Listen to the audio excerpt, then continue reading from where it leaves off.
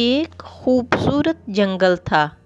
اس میں کئی طرح کے جانور رہتے تھے۔ جانور آزادی سے گھومتے پھرتے رہتے۔ اس میں ہر طرح کے پھل پھول تھے۔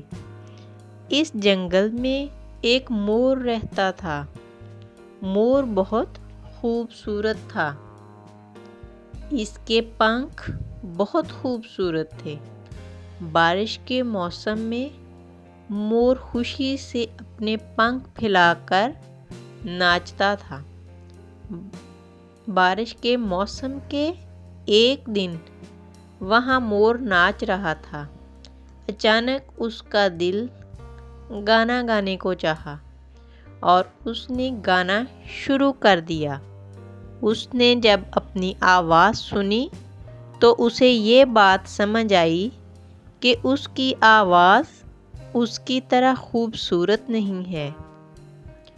اس کی آواز تو بہت بدصورت ہے۔ مور کو یہ سوچ کر بہت دکھ ہوا۔ اس نے سوچا کہ وہ جتنا خوبصورت خود ہے، اس کی آواز اتنی ہی بدصورت ہے۔ یہ سوچ کر اس کا دل بوجھل ہو گیا۔ اس جنگل میں ایک بلبل بھی رہا کرتی تھی۔ بلبل مور کے پاس آئی اور بولی، میرے دوست، تمہیں کیا ہوا؟ تم اداس کیوں ہو؟ مور بولا، میرے پنکھ اور میں کتنا خوبصورت ہوں، مگر میری آواز اتنی خوبصورت نہیں ہے۔ بلبل بولی، اس میں دکھ والی کیا بات ہے؟ تم اتنے خوبصورت اور تمہارے پنکھ اتنے خوبصورت ہیں۔ مور بولا، اگر میرے پنکھ کی طرح میری آواز بھی خوبصورت ہوتی تو کتنا اچھا ہوتا۔ میری آواز تمہاری آواز کی طرح خوبصورت ہوتی۔ بلبل بولی، میں اتنا سریلا گاتی ہوں، جب لوگ میری آواز سن کر مجھ تک پہنچتے ہیں تو مجھے دیکھ کر انہیں مایوسی ہوتی ہے کہ میں بہت چھوٹی ہوں۔